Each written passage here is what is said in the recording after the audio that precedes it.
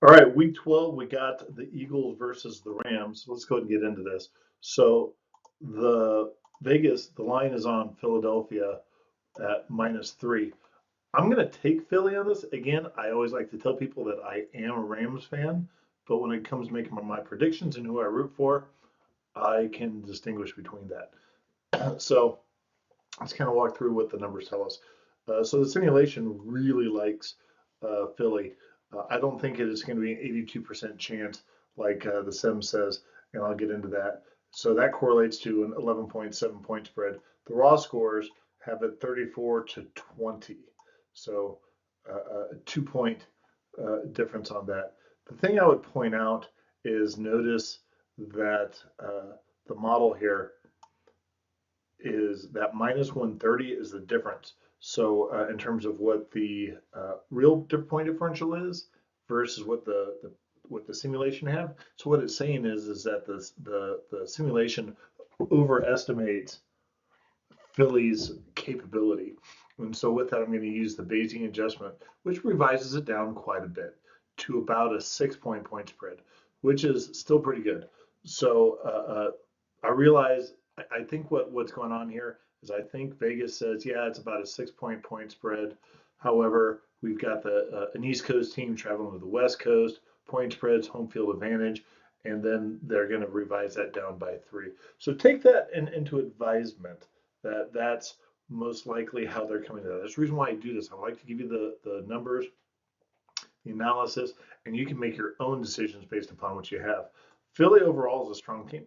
When you look at their overall uh, uh, rankings when it comes to offense pass and rush and defense rush and pass, they are in the top 10 for all of those things. Uh, and then when you take the Rams can be really good. Sometimes the Rams can be really bad, but these negative numbers over here, they're really going to stick out. Sometimes they're around them. No mistake, Matthew Stafford, uh, Puka Nakua, and Cooper Cup. I mean, they can absolutely ball, and sometimes they can just open up and really win. And then sometimes they just don't. I think it's because they're probably I don't think they're a terribly deep team, and they're just not able to overcome some of those matchups every now and again. Rams are definitely a good team, but I think Philly, when they had some early losses, but then they've had this winning streak, so they're finding their way. Let's take a look at what the numbers say. So again, as I always tell you, the simulation really highly prizes that strong run and strong pass. Whereas when you come over here, you see this imbalance with the Rams. And the other thing I'll point out is oftentimes with losing teams with the Rams, and when they have a quarterback like Matthew Stafford, when they get in that fourth quarter, they're down by a couple of scores. They're going to start airing it out, seeing what they can make, what they can get. So it tends to elevate that and then depress that running average as well, which can sometimes come back and bite them. So uh, and then when we come over here to the right, a couple things. The Rams' offensive line, I know that they've been battered with injuries. They're inconsistent. Matthew Stafford's getting a lot of pressure.